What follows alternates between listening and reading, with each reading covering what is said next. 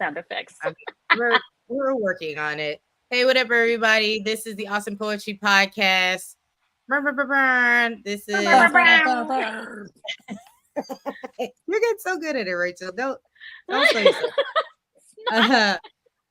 Okay, so we're gonna from my order. I will do the introductions because we have failed at this at least every time. No worries, I've got it. At least my name is Tova Charles. Episode 10, I think. I don't remember the number.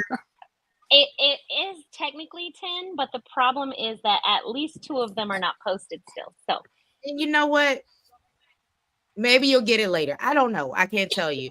But this is what it is. My name is Tova Charles. This is the lovely Rachel Z and Mr. Dave. We are so excited to be here for episode 10. As you can see on the screenshot, we don't know if we're going to use this yet, but there was rumors. Okay, it was a rumor that Beyonce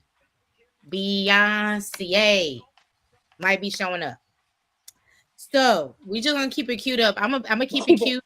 Ready to go. And not have it on there right now. But just so you know, if Beyonce show up on this here screen, I will be turning it. It is going. There's a okay. So here, this is why the rumor started. It's because there is a time stamp of everybody's supposed to be there, which everybody has gone overtime on their speech. That's why the convention has been up since 4:00 in the morning. That's why they out there, the old people, the old ladies out there trying their hardest to stay up to see the end, but the end is nigh at this point. Anyway, there's a block of schedule in this time that it's blank, like there's no name. And so they say, they plan freedom, which if you know anything about Beyonce don't share none of her stuff. She don't share her music. She really quickly got that cease and desist on Trump for having the song playing on a social media post. He didn't even play it for real. He played it, edited, post. She said, don't play on my top. No, ma'am. Not the same song. And not any song. They got me. Did you hear about the blowback when for the Trump campaign that used an AI image of Taylor Swift? Oh, I saw a comment, I think on one of Chris's posts that somebody had said like he wants Taylor Swift's support so much he faked it. Yeah, I think the official quote from her was something along the lines of, "If I get blowback from calling out a racist homophobe, so be it." And I was like, okay, all right, cool. What if Beyonce and Taylor Swift together? That would be everybody. That would end. And then on some strings comes down the body yada yada herself, Meg Thee Stallion. Could you understand what's happening to us right now? They done already had Dixie Chicks, or the Chicks. They're just the Chicks. Okay. The Dixie is still there. I don't give a good goddamn. You had it in there. If you put it in there first, I can't do nothing, but it's in there now. This is where my brain goes. It's the way my brain, like the antebellum. What's that group that the country group? Yeah, I think Lady Antebellum. Did they change their name? Y'all knew what the words meant before you put it in y'all thing, and can't be mad because y'all now want to go by Bellum or whatever you call yourselves now. I don't know. What is that? What's an antebellum? What is that case? Antebellum times is slavery. It's the same time. Yeah, same time. Dixie, antebellum, all of it. Racism. Why would you? I don't know. You just a quick Google search would have alleviated a lot of this. Dixie Chicks, I can't blame them too much because the internet wasn't interneting at the time.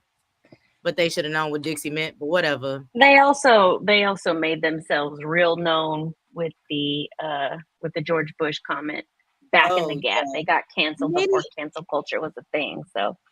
And to be in TBH, I don't even remember what they really had said other than like we don't that like they're embarrassed that George Bush is from Texas. Yeah. All right, that's fair. All right. That I mean, Texas sued Oprah because she said she don't eat beef. And it was great for Texans because the ones that like Oprah. Anyway, so what I'm saying is if Beyonce come up on this here TV, I have it on in the background. If y'all hear it, it's just because I'm waiting for Beyonce. You're not missing it. I refuse to miss. And it wouldn't be off track for Beyonce. She is always like during election season, she's always done something cutesy, something real demure for the election. Like, hey, look, I voted. Like, I know I live everywhere, but like I'm registered in Texas for a reason. Cute. But it's a black woman and she let her use her song. So we don't know. However, we're gonna carry on with today. I didn't have like a theme or anything, but like it's election season, and so I just figured we're gonna be here and we're gonna talk about the world around us and what's happening, and a couple of things on TikTok that is like made me say and I guess anything else that comes up before Beyonce shows up, and then we might have to pause the show. I mean, I haven't seen a bunch of things on TikTok that like has side-by-side comparisons of the Democratic National Convention and the Republican National Convention. Yes. And I'm like, the energy level is completely It must suck different. to just be miserable all the time. I just don't. Y'all are really upset people. Y'all are angry, and I want to understand why. Why?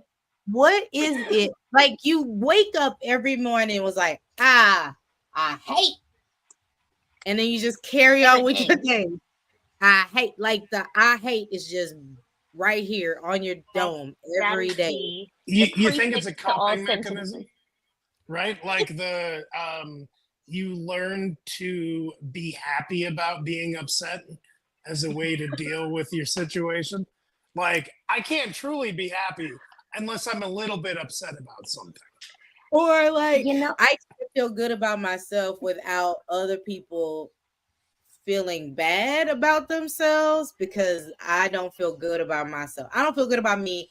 I hate that you feel good about you. I hate it. Why are you so happy? That's why when I heard one of the things that they're like talking about Kamala about is her laugh. Y'all don't like joy? You're not you don't. You're not like no peace. You don't put a woo at the end? Oh, where's that? That's crazy to me. That's crazy. Yeah, it very much is the customers that come into the store first thing in the morning and they're mad at me because they don't know how to use their phone. Right. Why are you mad at us because you're failing at life? I mean, it is the same exact thing, just countrywide. Yeah. Yeah, I quite don't understand the amount of like, oh, I'm just so mad. And you like, ooh, look at them women making choices about their bodies. How dare they? Oh, have my parcel of children. What is wrong with you? How dare your children love you? My children hate me. Yo, you remember for a time Kellyanne Conway's kid was like trolling her? was trolling Kelly? Conway looks like the Crypt Keeper. And her husband is one of the main authors or one of the main contributors to the Lincoln Project. Yeah. I'm like, just on all sides of you, they hate you. They hate what you stand for. I don't understand. That just the Lincoln Project don't make no sense to me. But y'all keep taxing them when we just was like, okay, you're right. Oh, Trump put a cease and desist on the leaking project, and they was like, "Bring your lawyers. Come with your best." Oh, that shit was so funny. They said, "Fuck you," is what they said. Bring them, Donald. You can't afford it, no way. You can't afford the people you got on your team now. Come on, bring them up. The thing is, even if he could financially afford it, which he cannot, he can't afford it. Like, he does not need any more digging around in his business because, baby, it's getting you avoided jail time this last time by the skin of your teeth. Ain't no way he is just hoping. What does that phrase mean? Skin of your teeth. Oh, now we gotta look it up. Hold on. That's gross. By your lips. What does that mean? Skin of your teeth. And this, ladies and gentlemen, is ADHD play. And this how we find things on the internet. This is how we find the things on the internet. Look at the internet. It's a From biblical. the Bible. My bone cleaveth to my skin and to my flesh, and I am escaped with the skin of my teeth. The phrase is rendered as I have escaped with the skin of, it's the same. How's it rendered? You say the same thing. So basically, you escapade. You used it correctly. It does sound gross. If your teeth got skin on it, that's gross. You should do something about that. Get that skin up off your teeth. Why you got all the skin on there on the teeth? A water pick or something. Gross. Oh, come on. Oh no, wait. What Beyonce? No, Beyonce not coming? Hold on. They turned it I knew she was gonna be disappointed if she didn't. Well, it can't be turned off yet because Kamala ain't spoke yet. They just doing the I don't know. This is NBC News now. It's not. Y'all better. Come on. Y'all better. I'll go to C-SPAN, and I hate C-SPAN because it's the thing that I use as an example of the worst. So. But yeah, before we went live, we were talking about the video of what's that man's name? Walls? My brain is his son. Thank you. I wanted to say John, but I knew that was wrong. The video of his kids, and I guess all of us had a similar reaction to it. And it's just interesting to me that normal humans are super appalled at the negative reaction that people have for his son, like getting up and cheering like vivaciously. I did not even know that he was neurodivergent just by watching that. I just thought he was super hype. Yeah. Right. Like my dad is on the ticket to be the vice president of the United States of America. I get to be I feel like it's a normal reaction. Yeah, to get hype very about much. your dad, being on this huge stage in front of thousands of people. And completely unexpectedly too, like out of nowhere. Like, right. You weren't 4 months a month this ago. wasn't even a thought. Yeah. A month ago, 4 weeks ago, Yeah. 5 weeks ago, we were not talking about no Tim Walz. Yeah. That's so amazing that look at the turn of events. He wasn't even looking. They said, now this is the most Midwestern thing I've ever heard. When Kamala originally called him to ask him to be the vice president, he didn't answer because he didn't know the number. He didn't know the number. I'm not answering. But you know what? Same. No, she called him out on it too. She's like, "You left me on red." I'm so sorry. He said, "Who this?" You're gonna have to hit me with a name. You're gonna have to text me and hit me with a name. I don't know who's talking to me. I don't know why you would be talking to me. And it's And a don't leave me 202 a number. voicemail either, because I'm not checking that either. I think at one point I had on my voice message thing, I said, text me, for I do not listen to the voicemail message. And now I think my voicemail has been full for like 4 years. If you have anything that you need to say, there's other ways to communicate than a voicemail message. You can leave voice memos at this point via text message, but you have to know who I am. So that's step one. There's a generational divide with that, though, because my mother still leaves me voice. Not only does she still leave me voicemails, she says, "Hey, Mom. This is Mom." Mom. I'll tag you one better. My mom texts us, and at the signature says "Mom." Thank you so much. Just in case there was confusion. And it's never a question, or it's always directives. Like I'm her employee. It's never a hey, how you doing? What's going on with you? It's always okay. Here's one, because it's a group chat between me and my sister and my mom.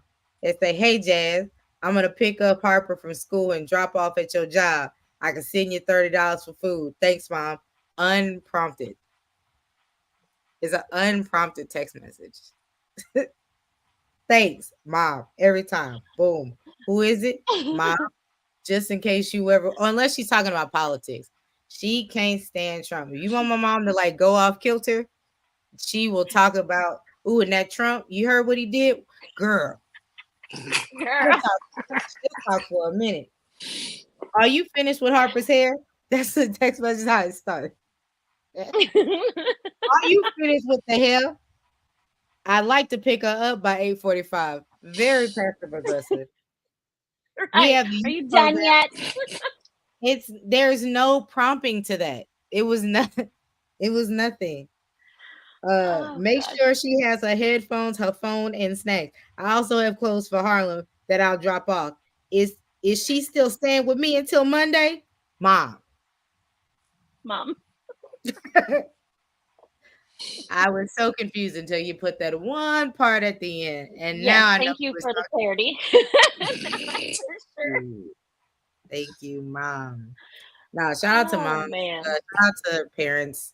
I miss my dad, but that lady keeps me entertained as she does.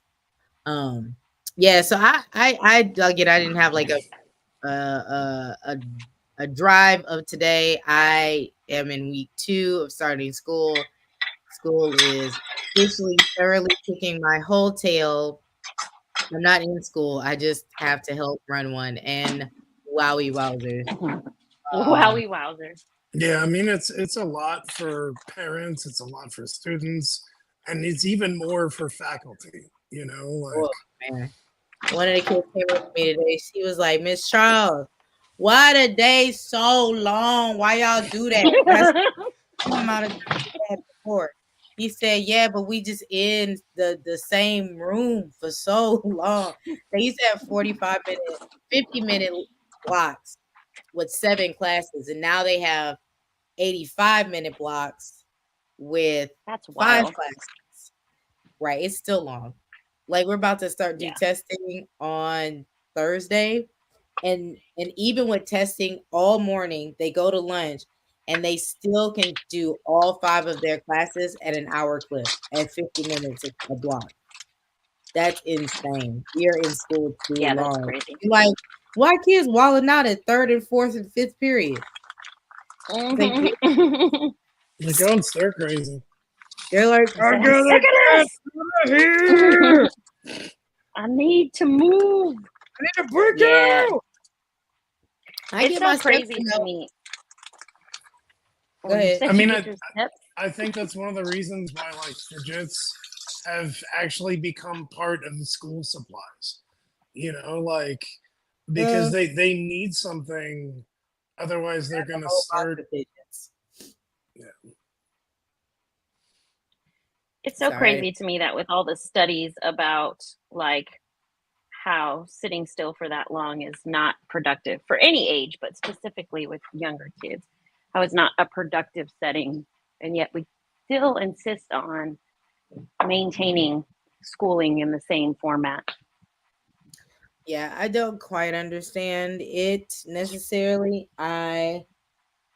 Like they finally gave the high schoolers an athletic block. So if they're not, if they're in sports, then they will take the last hour to do that. And I'm like, wow, what an amazing novel concept that we have that.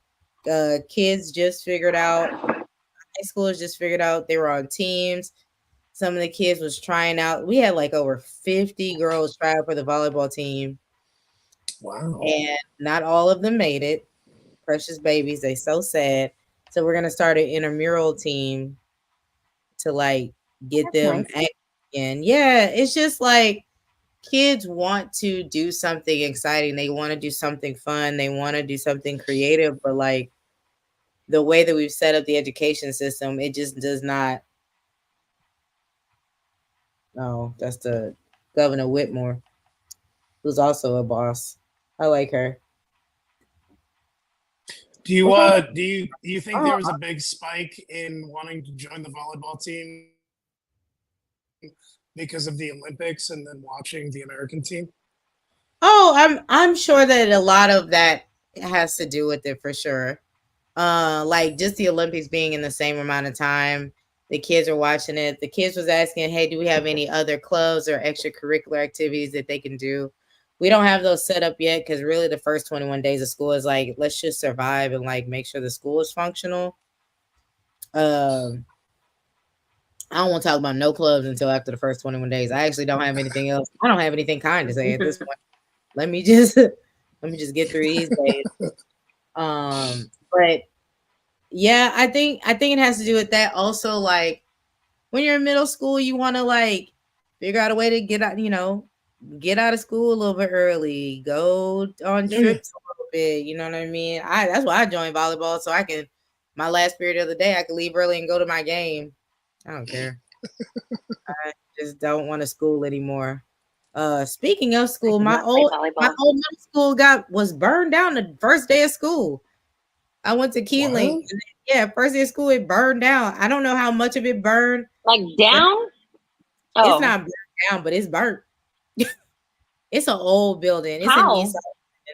I don't know. I think it's probably when I tell you this is an old building, this was like they had pictures of from the 70s and 60s of Keeling. Oh, wow. So I'm sure that something was not functioning there, and they was like, let it rock. We're not gonna repair it because if it ain't broke, don't fix it. But it was broke, so now they gotta fix it. Trying to figure out where to put 1,300 kids and their teachers in a temporary like solution. Like I don't know. They said the school is closed down indefinitely for right now. It's too hot for portable. My first class was in portable. Said y'all would never have me in this demon spawn ever again. Satan dwells in here. Why are we in here? And if you put the AC on, now it's on 42 degrees. We all got burkas and coats on in August. No, I'm not doing that. I'm not about to get sick. This is why kids wear hoodies during the summer. Weirdo. Yo, speaking of, has COVID gotten y'all? Has your people or the people that work with you? I don't know. COVID. Not me. COVID. It ain't gotten me. I know there's a whole bunch of new variants and like a new variant of monkeypox as well, or whatever it's called. I heard, and they talking about. Well, I've heard about that too. Yeah, they talking about a second shutdown. Ain't nobody talking about no second shutdown. One, no one is gonna do it. Definitely not. They not. Even liberals that was like down for the first time, they were also like after a year, they were like, okay, girl. All right, I'm gonna have to go outside. We just gonna have to risk it all. I mean, the biggest problem is unless everybody does it, it's useless. So right. That's actually the hard part. The side saddles. Oh, thank you. I have started masking up like when I'm working the floor at my job because like I'm around a ton of kids, all day. Yeah. So, and kids are they the ones with the cooties. For They got it. They got the germ Every morning, because our school is connected to, it's all 1-to-1. So it's like pre-K 4 all the way to 10th grade right now. And we'll eventually have 12th grade. But, we're in the same building, but it's divided. So the primary side, you just be hearing kids screaming, crying, because this is probably their first time away from their grandparents or whoever was raising them or taking care of them. And they are just going through it. And every time I hear it, I'm like, that is why I'm in secondary. I can't do the crying. My kids cry, and I'm like trying to, like, you want to be like, why are you crying? But you can't do that because we trying to be better. We trying to grow as a people. And no, I barely and it's hard. And it's hard. I can barely deal with the children that came out of my body crying. What you crying about? They got wars going on. What are you crying about? You're more an active genocides. What are you crying about? But you can't say that to kids. They don't understand. Right. Mommy, what's genocide? Right. And come home from the first day of school. Mommy, what's genocide? Yo, Harper came up to me today. She was like, "Oh, what day is it?" And I said, "Thursday." Oh, I hate Thursdays. I said, "Well, I'm sorry." She's like, "Mommy, you can change the day." No, go to sleep and wake up. And I guarantee you, it's gonna be a different day. I promise you. I promise you, it will be. They have, what's Kingslear, the Republican that got ousted after his first. They got Republicans. That's what I love about Democrats. Y'all be petty. Y'all got Republicans over here talking at the national convention. Y'all got old Trump aides talking at the national convention. You probably got his ex-girlfriend in the wing just in case he say something. That's amazing. And they all came. Wait, which one? Rose was over here. They took, Omarosa took pictures at the DNC. Girl, unserious is what we call ourselves, and it is packed. There is not a inch of that place that does not have a human being. That RNC girl, that was trying to put some good angles. And like, just look right here. It's packed right up. There's a little sliver right here. Mm-hmm. You're like, just look. Just don't. We had to turn away 101,000 people. How many? Ooh, you remember that time he was trying to pack out some stadium and the Gen Zers got because they put the thing online, the ticket. I bought 7 of them. I got 7 tickets, and Doc had got 12 of them, and it was just empty, just crickets in that thing. I said, "Ooh, God dog, look at us causing disruption." Ooh, he was so mad. It was like I think it was a stadium that could hold like 100,000 people. It was only like maybe 10,000, 12,000 people in there. Like, but that included the aides, the people like running the event, like that wasn't people. Like just audience members. No, so petty. Yeah. Ooh, so petty. Even the people that they let in, they was like, "Oh, look, we got so much room." Still wasn't enough to like cover it. That's great. I need him to get off here to talk too much, sir. If you he said a proud, and then they had a text message. That's the other thing. It's interactive. I got a text message all day. Kamala talking tonight. You too could see her talk tonight. Yeah, for free. One thing I will not be doing is giving my money to a political campaign. Y'all got enough money. I did. Y'all got enough money. And Rachel donated for me. I will donate by sharing, liking, commenting, and expressing my views and values. I would not be a podcast. You are it via a podcast. Kamala, you was a lawyer before this whole thing had happened. They're all lawyers. Have you noticed that? The Obamas are lawyers. Harris is a lawyer. Yeah, her husband is a lawyer. Her brother-in-law is not a lawyer. One of these is not like the other. Right. You got everybody on your team, but you couldn't marry into or birth a lawyer. You have 78,000 children, Trump, and you couldn't put one of them into law school. Specifically for business law and for torts. No? We've been needed that. I mean, that takes foresight and planning. That's not really strong suits. That's facts. Even where is Ivanka? What happened to her? Child, we ain't seen her since they got on that helicopter and left. I ain't seen her. I ain't seen her. And if you have, let me know. I mean, it's a sighting. He done did this whole political campaign, and I've not seen that woman not once. I've seen the boy. What's his name? Byron Burden, but there was a little boy name. Byron. Is that his name? Byron? I done seen him at least once, and he looked like a grown man. So he your mama out here somewhere. She said I don't know. She up in Trump Tower. I don't even think he owns Trump Towers no more. I think they seized Trump Towers. Yeah, it's he's still on Towers. It? Is it still Trump? It's Willis Towers.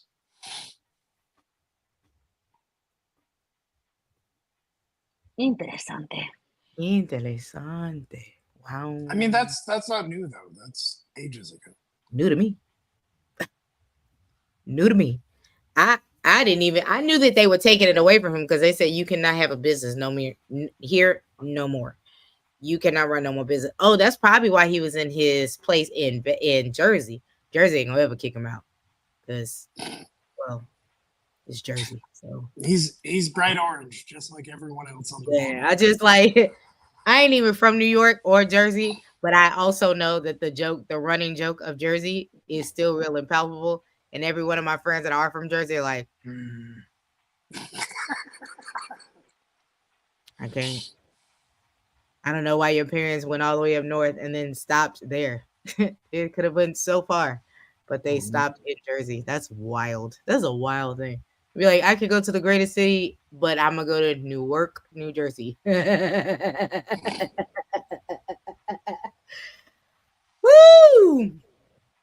That is crazy to me personally. That's like, oh, I want to live in California. I'm gonna live in Bakersfield. Why would you do that? Why would you live in Bakersfield? Like, oh yeah, I'm from Bakersfield. I've been to Bakersfield. Bakersfield is where the devil lives. It's so hot and so humid there. And the military is there. Why would we want to be here? Well, who this lady?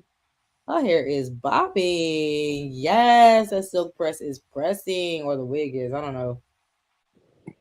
Oh, Maya Harris. It's her sister. Now, Maya Harris' sister look more South Asian than Kamala does. But I still would be like she black.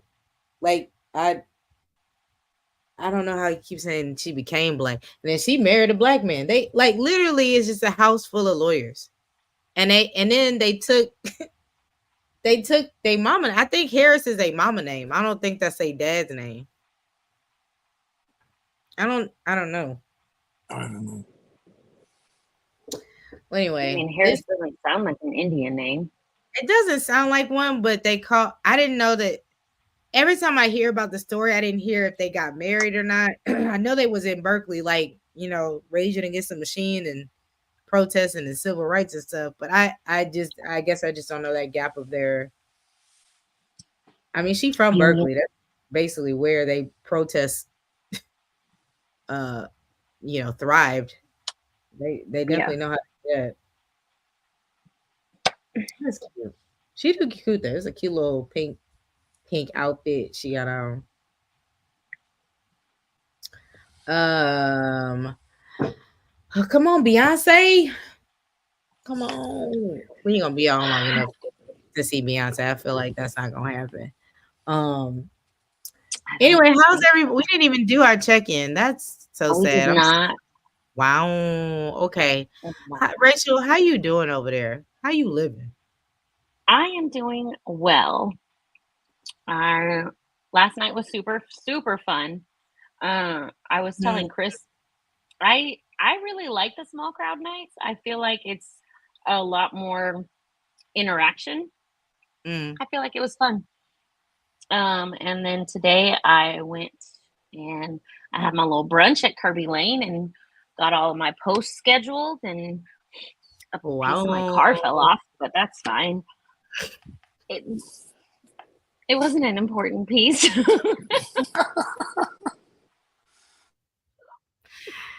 Next week. And then I came home and cleaned my house. She'll tell us how she ain't got no car because that one piece. Who knew? Not a whole bumper. Yeah, don't work. It's a little part of the door handle. It's fine. Did it melt away? Did the sun take it? What happened? I think it did. Because when I went to my car, it was there. I closed the door. I went to Kirby Lane. I got back to the car from Kirby Lane, and it was gone. You think somebody took it?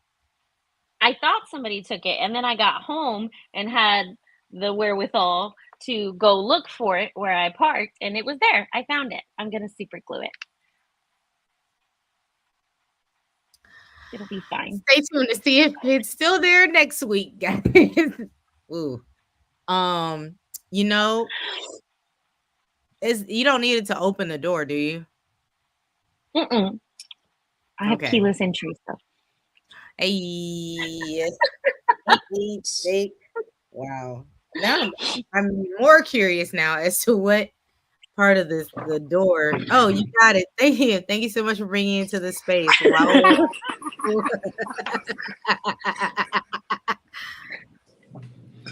Oh, no. You use some Gorilla Glue. I think that'll work out. Yeah, just get some good adhesive. I don't know what happens. Dave, how are you doing today, Dave? I'm good. I also had a really good time at the Slam last night. I think there is something, I don't know, a little more like intimate or a little more engaging, I guess, when there is a smaller crowd, because there is a little more time for like flexibility for the host to have more banter. There's a little like less time constraints for people doing open mic poetry, and like there was less competitors, so in like one way that made the haiku death match like less competitive and more fun, and we all had to dig deep in our pockets. Can I just say, Rachel beat me at the haiku death match. I beat Mr. Dave. Wow. That was awesome. I don't think I have ever enjoyed losing more.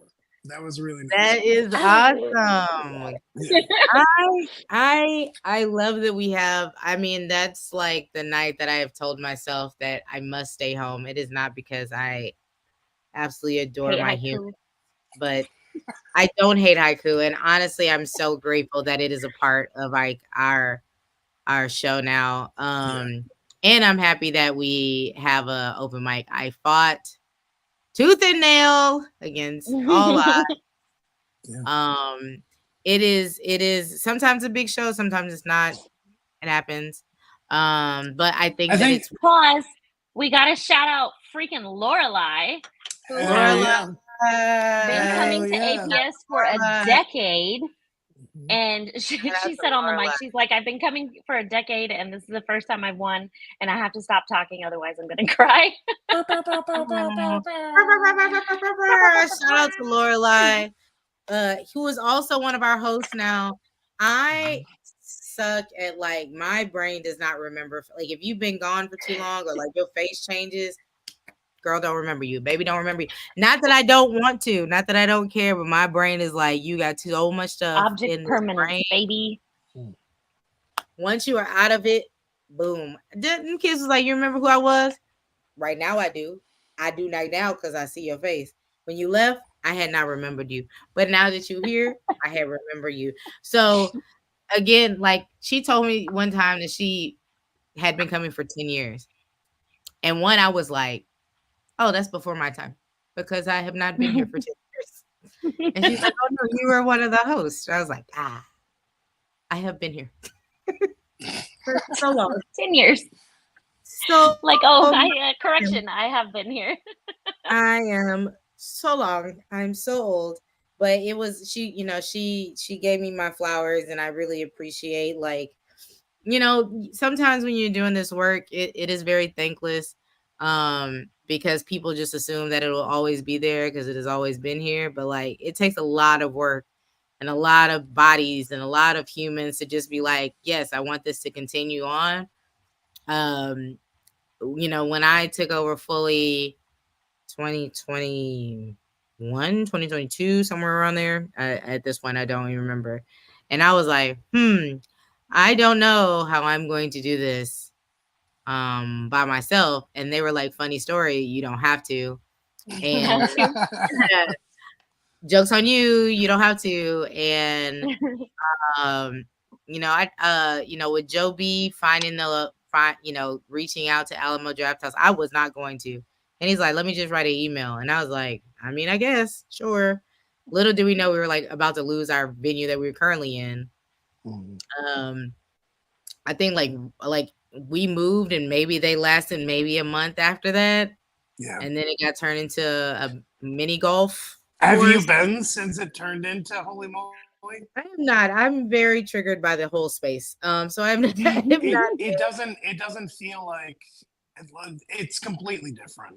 Like, I heard the vibe is way different. It's the type of place where like you can play mini golf indoors and get a mixed drink that you can drink out of a boot or a disco ball. I thought you were about to say a boob. Oh, well, that could have been. That could have been. That's a different kind of holy moly. I haven't been there in a while.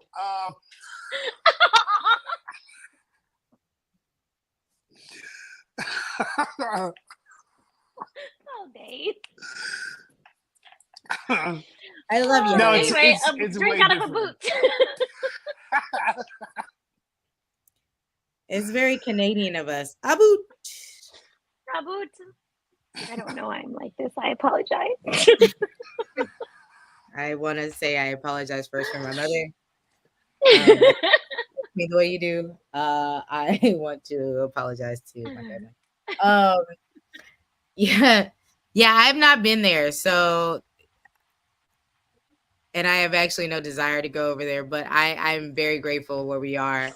Mr. Dave was like, I think I was struggling with like the score or something. He's like, hey, you want me to like do it? And I was like, yes, I don't know what I'm doing. And then he just took it over. And He's so I honestly, I still do not know what is happening with points or anything like that. Hello. Every time one of the hosts reads off the scores and you're like, I see your brain moving. I'm like, that's so fast. I couldn't. Why y'all say them like that?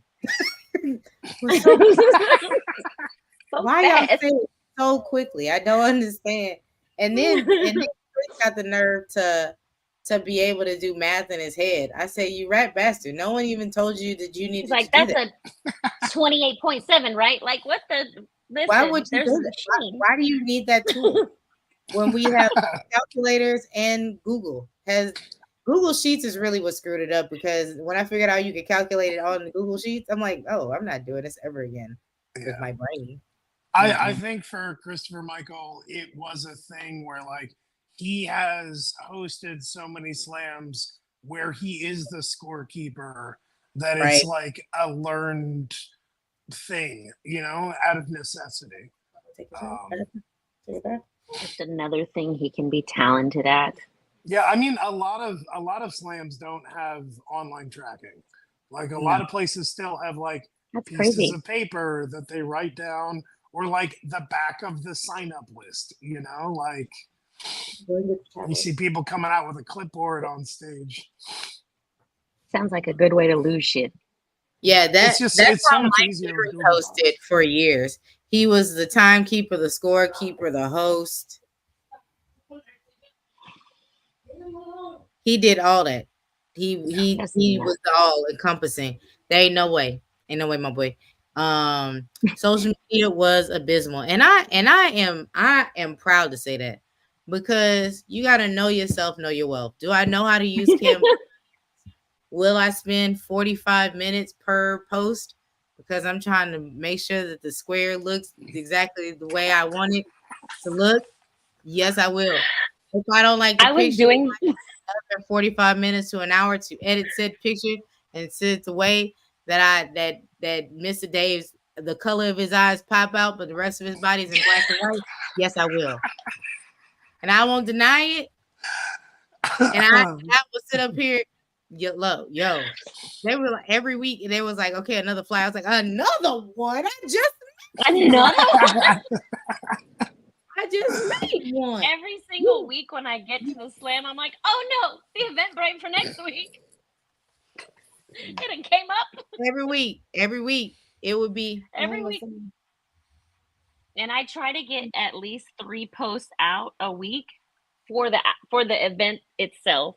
And then we have other things that are happening that I'm trying to get. When I was doing the event for us that like other people are hosting, and they be like, "Oh my God, that flyer is so amazing!" I know she doing it for you too. Social media manager is not for the faint of heart, and it is also a real job.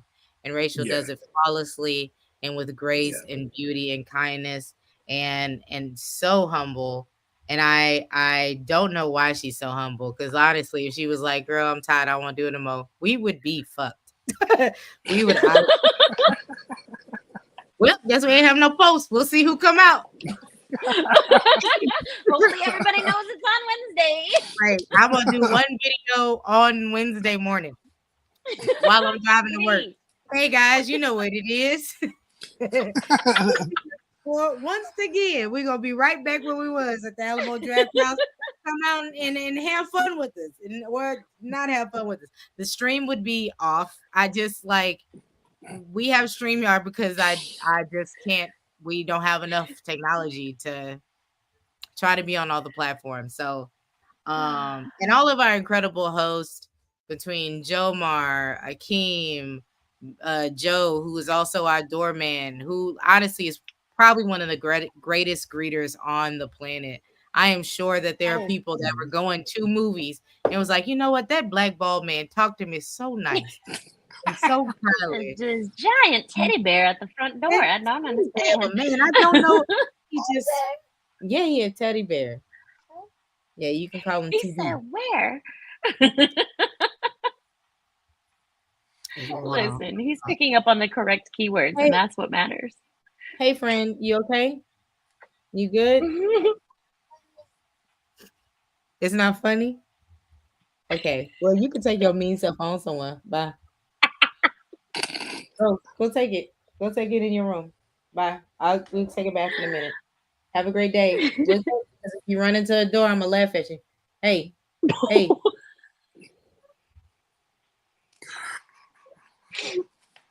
Not laughing at him, I promise. Hey. Hey. No, I can't help you right now. I'm recording.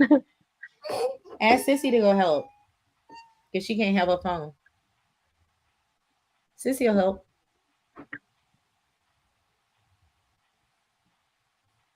Okay. Well, you might hear.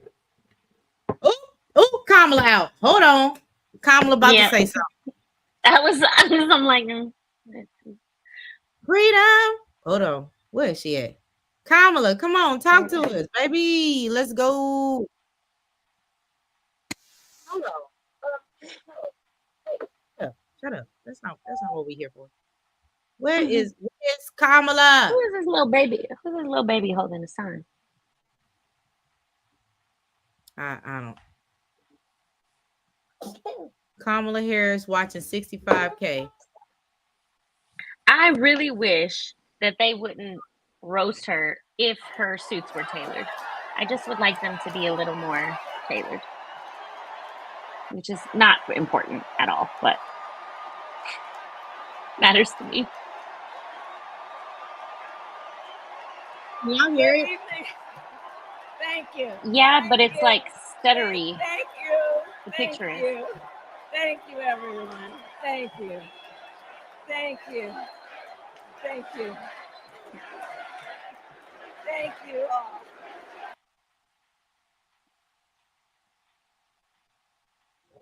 I just want to say, if you go to Kamala Harris' actual page, she got it in 4K. I don't know what's happening on the actual TV screen, but it is so much better. The picture quality is so much better on her actual screen.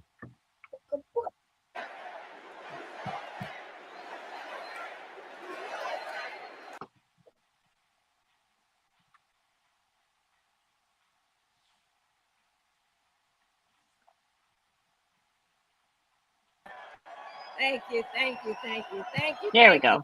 Thank you. Well. Thank you. Please. Thank you. Please. Thank you so very much. Please let me talk. Thank you, everyone. Thank you. Okay, Shut up for a second. Let's get to business. All right. She's like, listen, So, I'm busy let me AF start right now. I gotta by go. thanking my most incredible husband, Doug, Shout out, Doug. for being an incredible partner to me, an incredible father to Cole and Ella, and happy anniversary, Dougie. I love you so very much. To our President, Joe Biden. When I think about the path that we have traveled together, Joe, I am filled with gratitude. Your record is extraordinary, as history will show, and your character is inspiring. And Doug and I love you and Jill and are forever thankful to you both.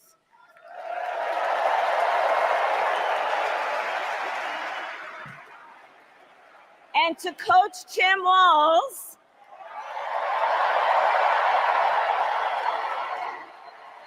you are going to be an incredible vice president. And to the delegates and everyone who has put your faith in our campaign, your support is humbling. So, America, the path that led me here in recent weeks was no doubt unexpected. But I'm no stranger to unlikely journeys. So, my mother, our mother, Shamala Harris, had one of her own, and I miss her every day, and especially right now. And I know she's looking down smiling. I know that. So my mother was 19 when she crossed the world alone, traveling from India to California with an unshakable dream to be the scientist who would cure breast cancer. When she finished school, she was supposed to return home to a traditional arranged marriage. But as fate would have it, she met my father, Donald Harris, a student from Jamaica. They fell in love and got married, and that act of self-determination made my sister Maya and me. Growing up, we moved a lot. I will always remember that big Mayflower truck packed with all our belongings, ready to go to Illinois, to Wisconsin, and wherever our parents' jobs took us. My early memories of our parents together are very joyful ones. A home filled with laughter and music, Aretha, Coltrane, and Miles. At the park, my mother would say, "Stay close." But my father would say, as he smiled, "Run, Kamala, run. Don't be afraid. Don't let anything stop you."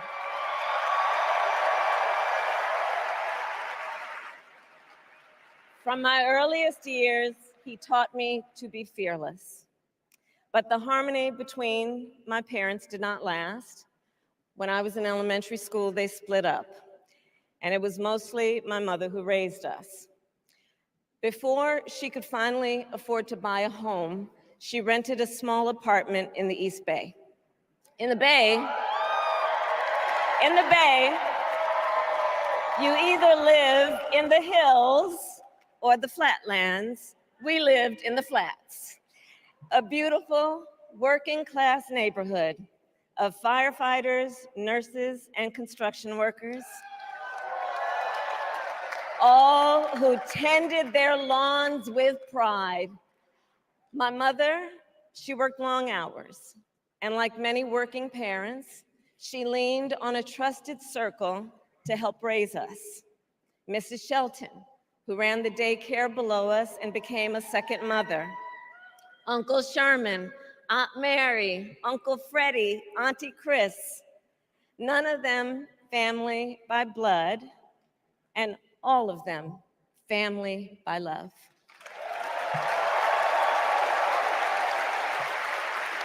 Family who taught us how to make gumbo, how to play chess, and sometimes even let us win.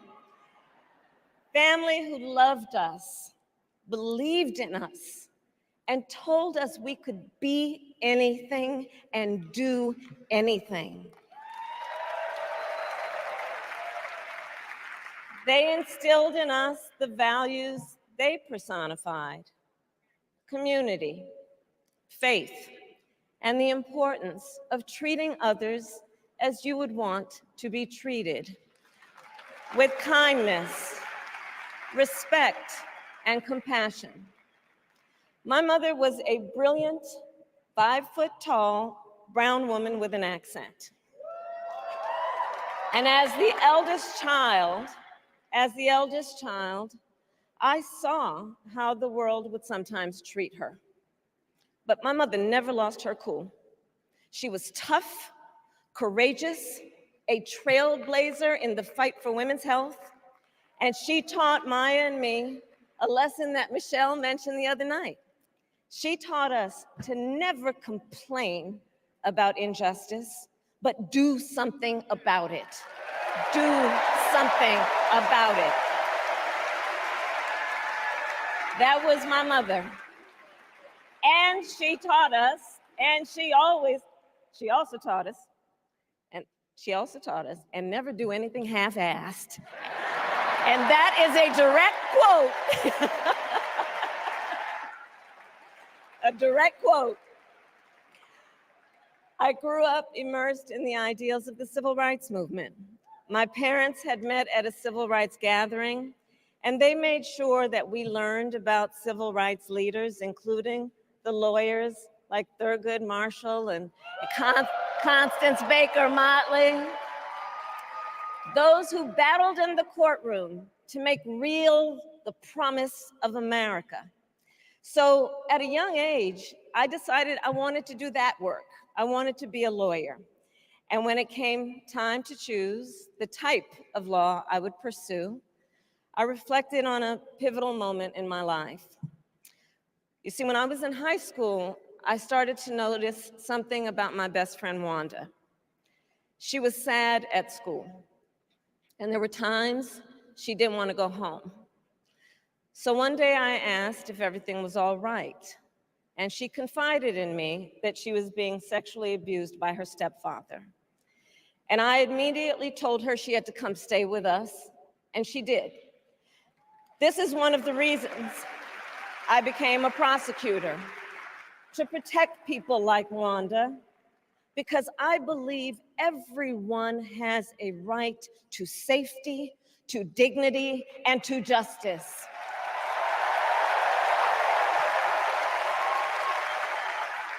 As a prosecutor, when I had a case, I charged it not in the name of the victim, but in the name of the people. For a simple reason. In our system of justice, a harm against any one of us is a harm against all of us.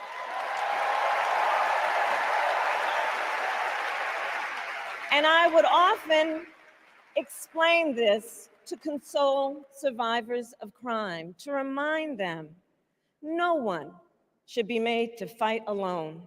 We are all in this together. And every day in the courtroom, I stood proudly before a judge and I said 5 words: Kamala Harris for the people.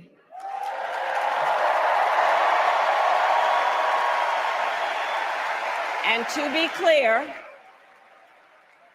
clear, my entire career, I've only had one client, the people. And so, on behalf of the people, on behalf of every American, regardless of party, race, gender, or the language your grandmother speaks, on behalf of my mother and everyone who has ever set out on their own unlikely journey, on behalf of Americans like the people I grew up with, people who work hard, chase their dreams, and look out for one another, on behalf of everyone whose story could only be written in the greatest nation on earth, I accept your nomination to be President of the United States of America.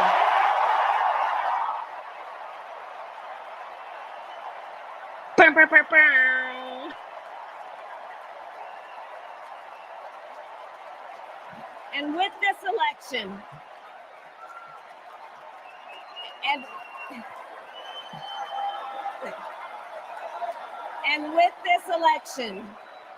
our nation with this election has a precious, fleeting opportunity to move past the bitterness, cynicism, and divisive battles of the past, a chance to chart a new way forward. Not as members of any one party or faction, but as Americans. And let me say, I know there are people of various political views watching tonight, and I want you to know, I promise to be a president for all Americans. You can always trust me to put country above party and self, to hold sacred America's fundamental principles, from the rule of law to free and fair elections to the peaceful transfer of power.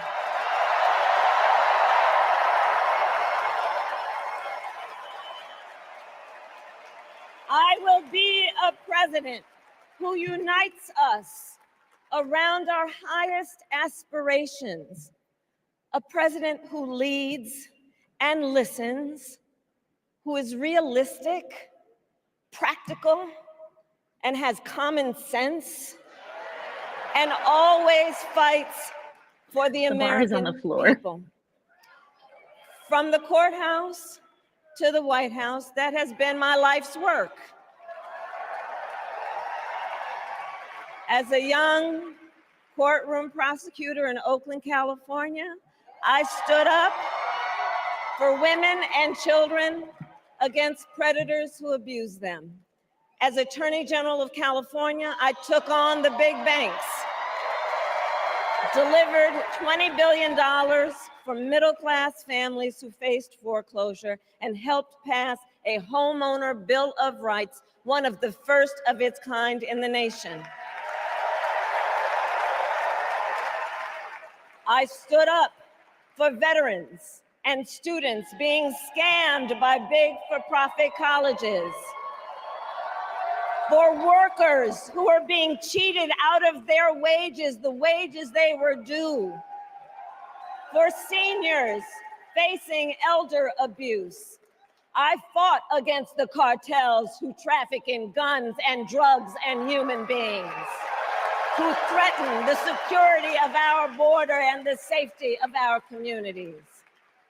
And I will tell you, these fights were not easy, and neither were the elections that put me in those offices. We were underestimated at practically every turn, but we never gave up, because the future is always worth fighting for. And that's the fight we are in right now, a fight for America's future.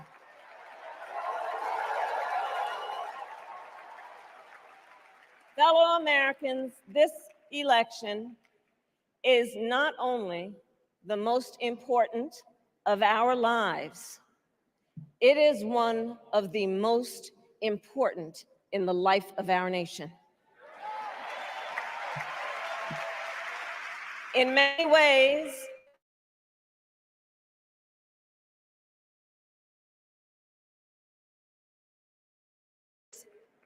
but the consequences of putting Donald Trump back in the White House are extremely serious. Consider not only the chaos and calamity when he was in office, but also the gravity of what has happened since he lost the last election. Donald Trump tried to throw away your votes. When he failed, he sent an armed mob to the United States Capitol, where they assaulted law enforcement officers. When politicians in his own party begged him to call off the mob and send help, he did the opposite. He fanned the flames. And now, for an entirely different set of crimes, he was found guilty of fraud by a jury of everyday Americans and separately found liable for committing sexual abuse. And consider what he intends to do if we give him power again. Consider his explicit intent to set free violent extremists who assaulted those law enforcement officers at the Capitol. His explicit intent to jail journalists, political opponents, and anyone he sees as the enemy. His explicit intent to deploy our active duty military against our own citizens. Consider the power he will have, especially after the United States Supreme Court just ruled that he would be immune from criminal prosecution. Just imagine Donald Trump with no guardrails, and how he would use the immense powers of the presidency of the United States, not to improve your life, not to strengthen our national security, but to serve the only client he has ever had, himself.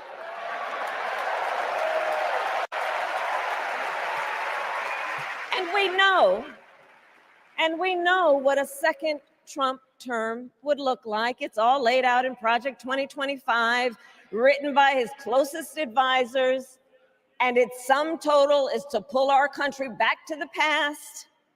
But America, we are not going back. We are not going back. We are not going back. We are not going back to when Donald Trump tried to cut Social Security and Medicare. We are not going back to when he tried to get rid of the Affordable Care Act, when insurance companies could deny people with pre-existing conditions. We are not going to let him eliminate the Department of Education that funds our public schools. We are not going to let him end programs like Head Start that provide preschool and childcare for our children. America, we are not going back.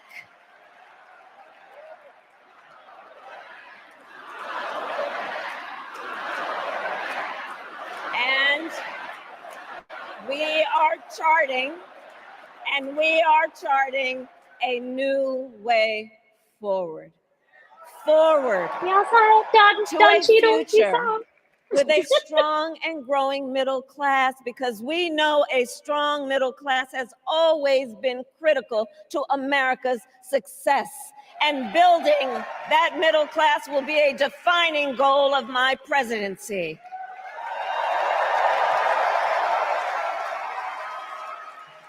And I'll tell you, this is personal for me. The middle class is where I come from. My mother kept a strict budget. We lived within our means, yet we wanted for little. And she expected us to make the most of the opportunities that were available to us and to be grateful for them. Because as she taught us, opportunity is not available to everyone. That's why we will create what I call an opportunity economy, where everyone has the chance to compete and a chance to succeed. Whether you live in a rural area, small town, or big city. And as president, I will bring together labor and workers and small business owners and entrepreneurs and American companies to create jobs, to grow our economy, and to lower the cost of everyday needs like healthcare and housing and groceries. We will provide access to capital for small business owners and entrepreneurs and founders. And we will end America's housing shortage and protect Social Security and Medicare. Now compare that to Donald Trump, because I think everyone here knows he doesn't actually fight for the middle class. He doesn't actually fight for the middle class. Instead, he fights for himself and his billionaire friends. And he will give them another round of tax breaks that will add up to $5 trillion to the national debt. And all the while, he intends to enact what in effect is a national sales tax, call it a Trump tax, that would raise prices on middle-class families by almost $4,000 a year. Well, instead of a Trump tax hike, we will pass a middle-class tax cut that will benefit more than 100 million Americans.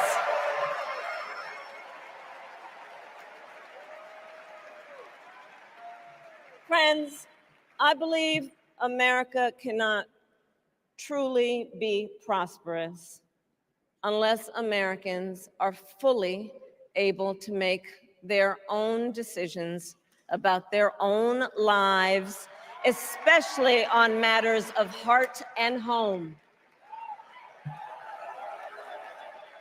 But tonight, in America, too many women are not able to make those decisions. And let's be clear about how we got here. Donald Trump handpicked members of the United States Supreme Court to take away reproductive freedom. And now he brags about it. In his words, quote, "I did it and I'm proud to have done it," end quote. Well, I'll tell you, over the past 2 years, I've traveled across our country, and women have told me their stories. Husbands and fathers have shared theirs. Stories of women miscarrying in a parking lot, developing sepsis, losing the ability to ever again have children, all because doctors are afraid they may go to jail for caring for their patients. Couples just trying to grow their family, cut off in the middle of IVF treatments. Children who have survived sexual assault, potentially being forced to carry a pregnancy to term. This is what's happening in our country because of Donald Trump. And understand, he is not done. As a part of his agenda, he and his allies would limit access to birth control, ban medication abortion, and enact a nationwide abortion ban with or without Congress. And get this, he plans to create a national anti-abortion coordinator and force states to report on women's miscarriages and abortions. Simply put, they are out of their minds.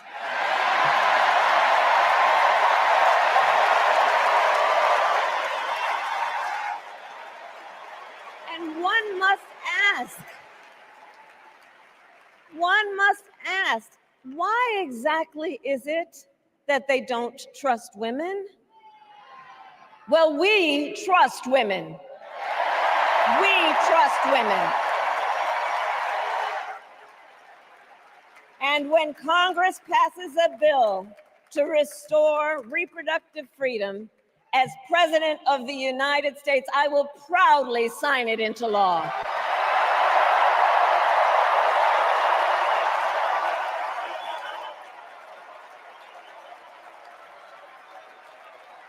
In this election, many other fundamental freedoms are at stake. The freedom to live safe from gun violence in our schools, communities, and places of worship. The freedom to love who you love openly and with pride. The freedom to breathe clean air and drink clean water and live free from the pollution that fuels the climate crisis.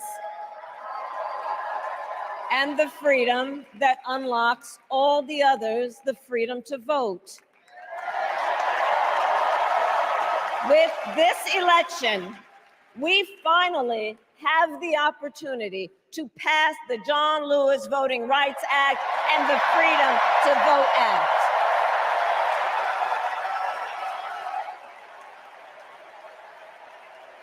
And let me be clear. After decades in law enforcement, I know the importance of safety and security, especially at our border. Last year, Joe and I brought together Democrats and conservative Republicans to write the strongest border bill in decades. The Border Patrol endorsed it. But Donald Trump believes a border deal would hurt his campaign. So he ordered his allies in Congress to kill the deal. Well, I refuse to play politics with our security, and here is my pledge to you. As president, I will bring back the bipartisan border security bill that he killed, and I will sign it into law.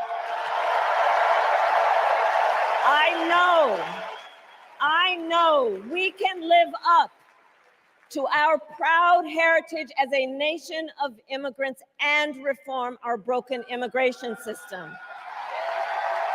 We can create an earned pathway to citizenship and secure our border.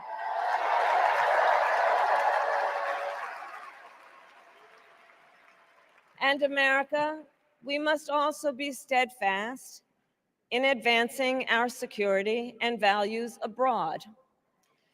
As Vice President, I have confronted threats to our security, negotiated with foreign leaders, strengthened our alliances, and engaged with our brave troops overseas.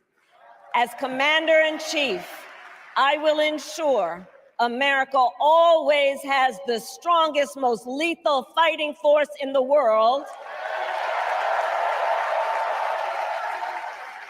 And I will fulfill our sacred obligation to care for our troops and their families, and I will always honor and never disparage their service and their sacrifice.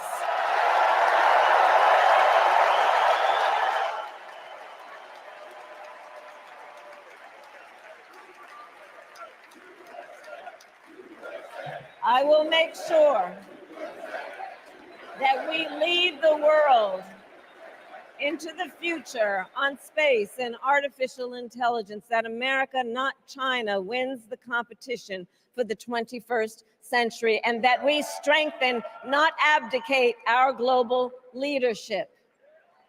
Trump, on the other hand, threatened to abandon NATO. He encouraged Putin to invade our allies, said Russia could, quote, do whatever the hell they want. 5 days before Russia attacked Ukraine, I met with President Zelensky to warn him about Russia's plan to invade. I helped mobilize a global response, over 50 countries, to defend against Putin's aggression. And as as president, I will stand strong with Ukraine and our NATO allies.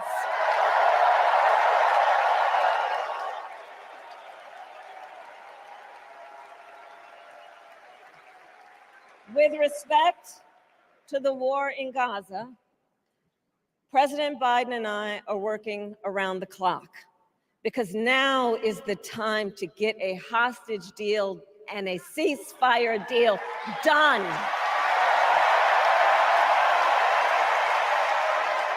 And let me be clear. It's been time, but that's fine. I will always stand up for Israel's right to defend itself, and I will always ensure Israel has the ability to defend itself, because the people of Israel must never again face the horror that a terrorist organization called Hamas caused on October 7, including unspeakable sexual violence and the massacre of young people at a music festival. At the same time, what has happened in Gaza over the past 10 months is devastating.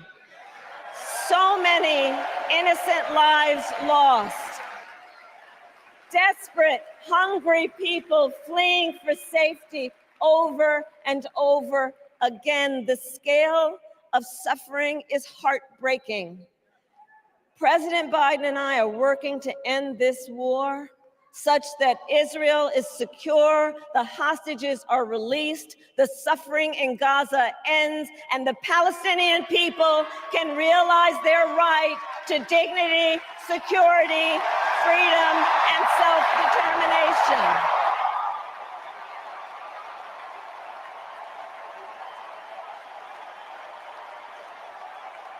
And know this, I will never hesitate to take whatever action is necessary to defend our forces and our interests against Iran and Iran-backed terrorists. I will not cozy up to tyrants and dictators like Kim Jong-un who are rooting for Trump,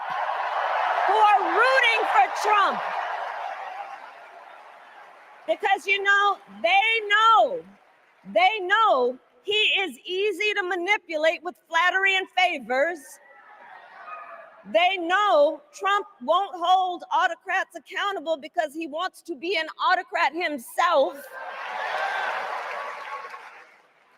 And as president, I will never waver in defense of America's security and ideals, because in the enduring struggle between democracy and tyranny, I know where I stand and I know where the United States belongs.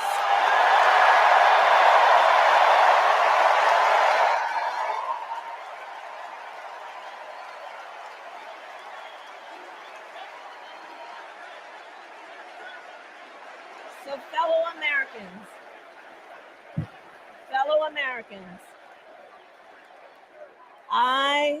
I love our country with all my heart. Everywhere I go, in everyone I meet, I see a nation that is ready to move forward, ready for the next step in the incredible journey that is America. I see an America where we hold fast to the fearless belief that built our nation and inspired the world, that here in this country, anything is possible, that nothing is out of reach. An America where we care for one another, look out for one another, and recognize that we have so much more in common than what separates us. That none of us has to fail for all of us to succeed. And that in unity there is strength. You know, our opponents in this race are out there every day denigrating America, talking about how terrible everything is. Well, my mother had another lesson she used to teach. Never let anyone tell you who you are. You show them who you are. America, let us show each other and the world who we are and what we stand for. Freedom, opportunity, compassion, dignity, fairness, and endless possibilities.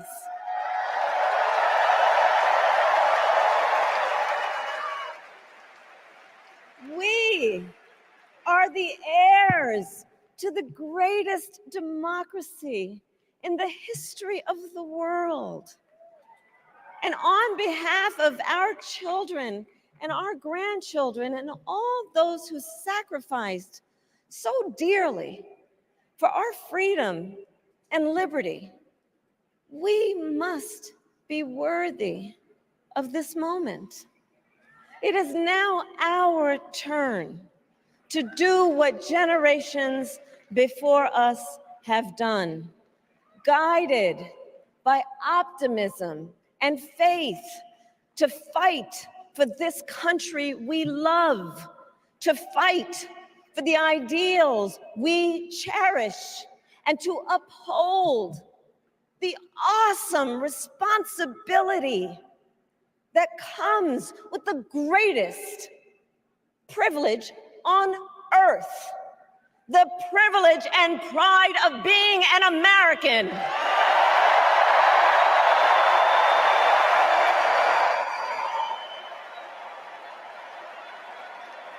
So let's get out there, let's fight for it, let's get out there, let's vote for it, and together, let us write the next great chapter in the most extraordinary story ever told.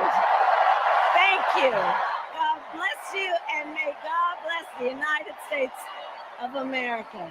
Thank you all.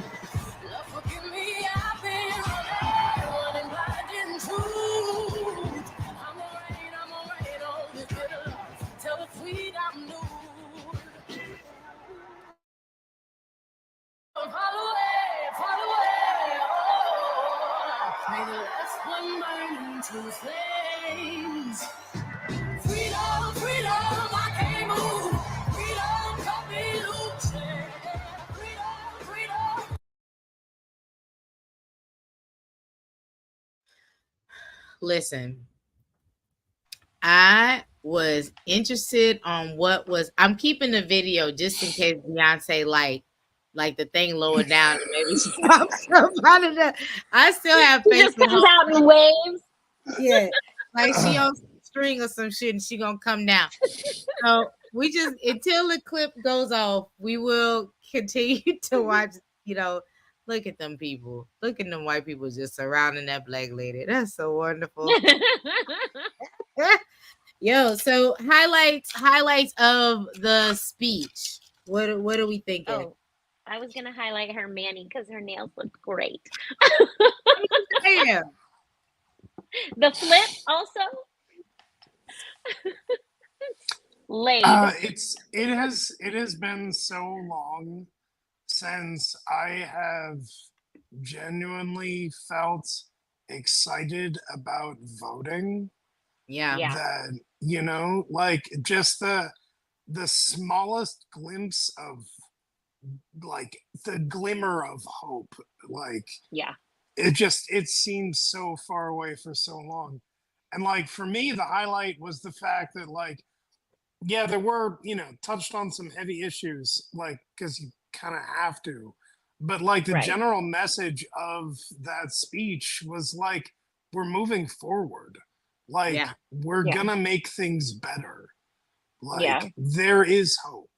And like it's been so long since I've heard any politician say that. Yeah. AOC talked about how good it's going to be for the American people that they're going to be represented by somebody who grew up exactly the way that we grew up.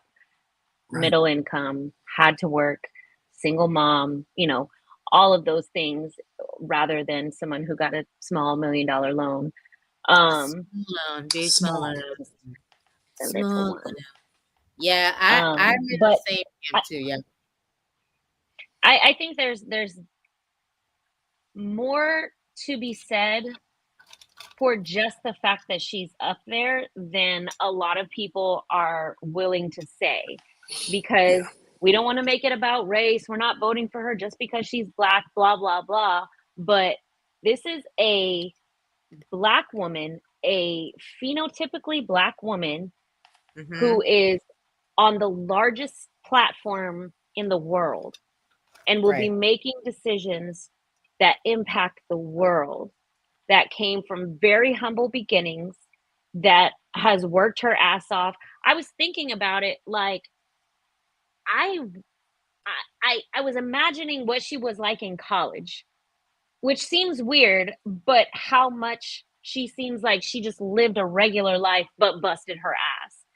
And I think there's just something to be said about the way that it feels to have the person that's speaking for you actually have at least an inkling of an idea of what it's like to live like you. I also think it speaks volumes because like she's had to work harder than people in the same position as her. Exactly. So like that whole thing about like working hard and achieving your dreams, she has literally done that harder than anyone else on the field right now. You know, like she's speaking from experience. Yeah, I mean, I keep thinking about like they don't talk much about her dad, like he is Jamaican, but she said she didn't grow up with him, like he was gone by the time she was in elementary school, right? So she grew up in a predominantly like South Asian Indian household. She knew she was Black. Her mom very much made sure that she knew that. Instead of going to school in California, she on purpose went to Howard University. Basically, it's like the mecca of all HBCUs. And not only that, she joined Alpha Kappa Alpha, which is the first sorority Black, identified, in the Panhellenic. So she not only she knew she was Black, but she went to a space. Also, DC is called Chocolate City, and back then when she was there, it was full of Black people. So it's definitely not gentrified like it is now. So she on purpose moved on the other side of the country just so she could experience Blackness for herself and like understand her identity. That's one. Like so many different countries have their own version of anti-Blackness, and her mom made sure that she did not inhabit that, engross that, and made sure that she put herself there. And not only that, she's a lawyer. You have to pass the bar in California, one of the hardest bars to pass. Right? She became she didn't go into like corporate law. She went into being a prosecutor, which is there's money. Not in it for the money. But she's not in it for the money. She ran for everything that she has won. Everything she has ran, she has won. She has had to earn the trust of the people to do.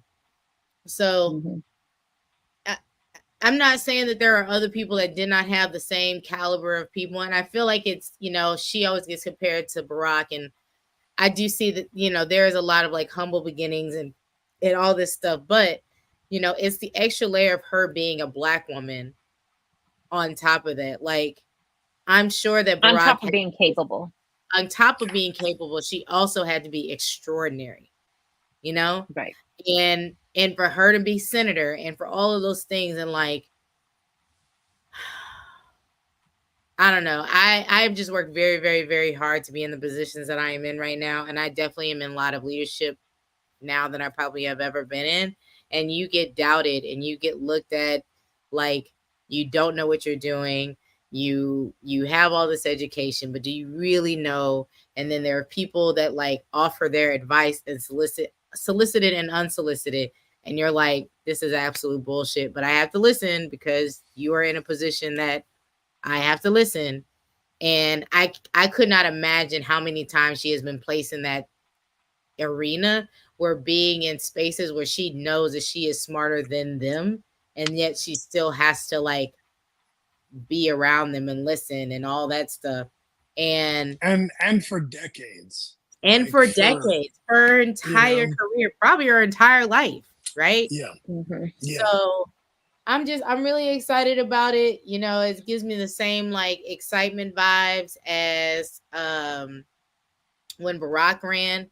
I think it's interesting how she's a lawyer, so like words mean things, and she knows that.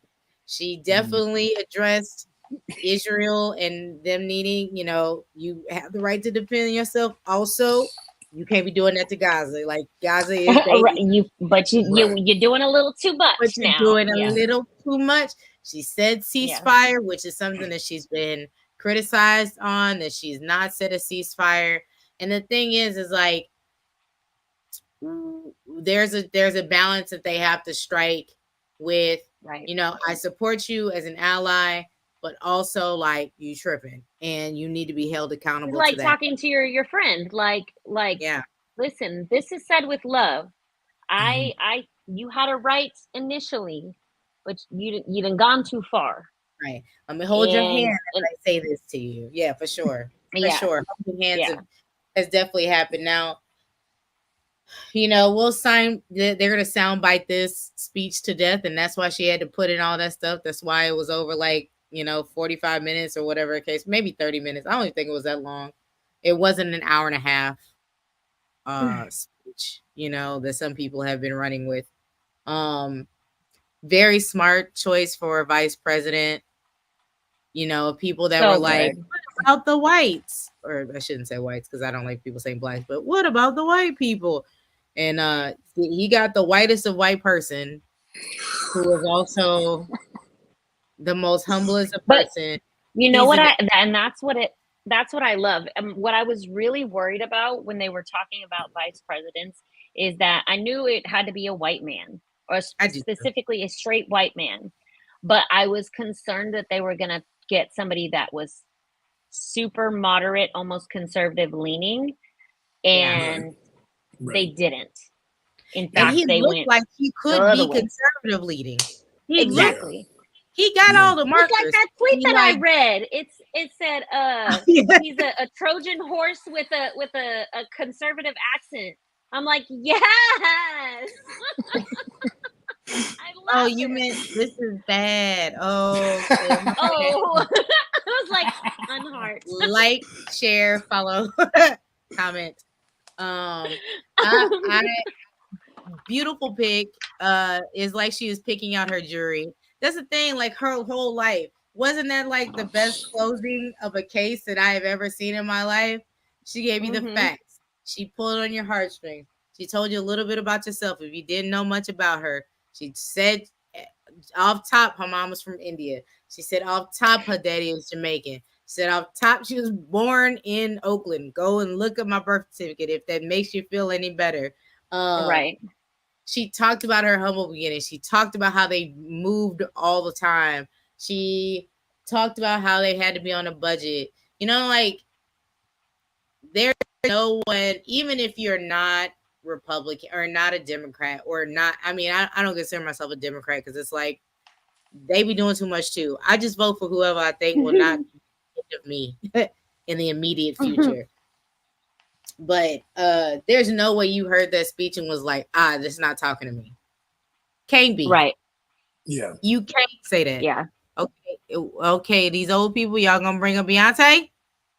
I mean, I do feel like it did feel like a closing argument to a winning case, right? Like, I said the case closed. Bomb. Yeah. Where's the law and order? Where's it? Bring it in.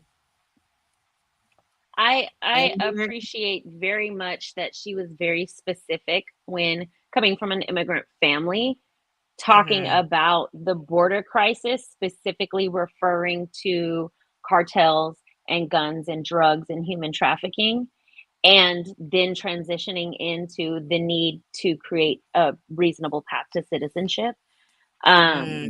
Because that is not something that ever gets addressed. People, especially conservatives, always talk about the border because they don't care what restrictions are put there as long as brown people aren't coming across. It doesn't matter the reason or whatever. In this case, she's like, yeah, we got to work on border security for these people, not asylum seekers, not people who are just trying to fucking get to a better life.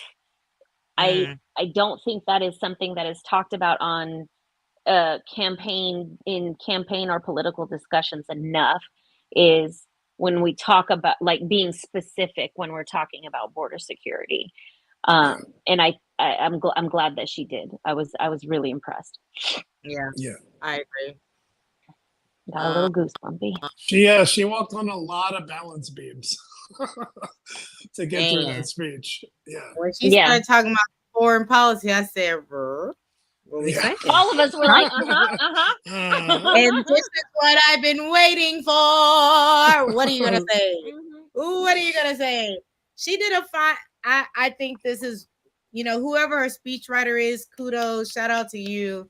Always gonna give out to the, now who is Reverend Amos? I don't want to hear him. I just know he probably doing the last prayer. Everybody bow your head. He's from the Third Baptist Church. Everybody knows him. He's from the third one. So they know Jesus. Because he ain't about the first or the second. He about the third. ABC is News is talking through the prayer. This little white peach fuzz on his head is bringing me joy. Oh man. Brother Amos. Halo. Oh, Brother Amos, thank you so much. Lord, we have been take your time, Pastor. Take your time. I'm looking at the closed caption.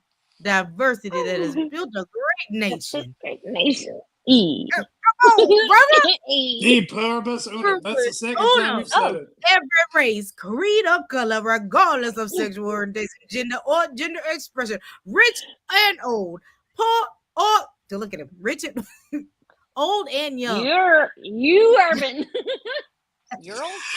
In the future, Urban, hey, you're he said something very southern and the caption writers were like, what the fuck? I don't know. He said something and I don't exactly know what it was. No, he said urban or rural. A future. He just said a future 3 or 4 times. Where we set aside differences. Yes. Nope. Caption still said nope. Right. Just to let you know, my battery may die in like any minute. So if I disappear, that's why. Okay, well, Dave has given us a great segue to get off. Listen, we will be back. Thank you so much. We will be back next Thursday. I am off on next Friday because I'm going to New Orleans to get stuff out of storage, and maybe I'll do a couple of videos of like me going through my old high school stuff. Anyway, I love you all. I'm so grateful that I get to like spend this time with y'all. Every Wednesday night we are at Austin Poetry Slam, Alamo Draft House, 1911 Aldridge Street. This week coming up, we are having Austin, Texas. Austin, Texas. I don't know. Did I not say Austin, Texas? Oh yeah, no, but Christopher Michael gets mad. Girl, Craig.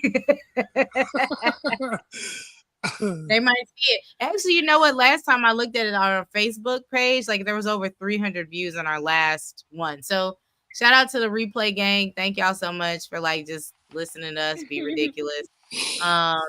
Every Thursday we're here. Every Monday is Every Word. We love you guys. We will see you all on Wednesday. Goodbye. Bye. Bye-bye.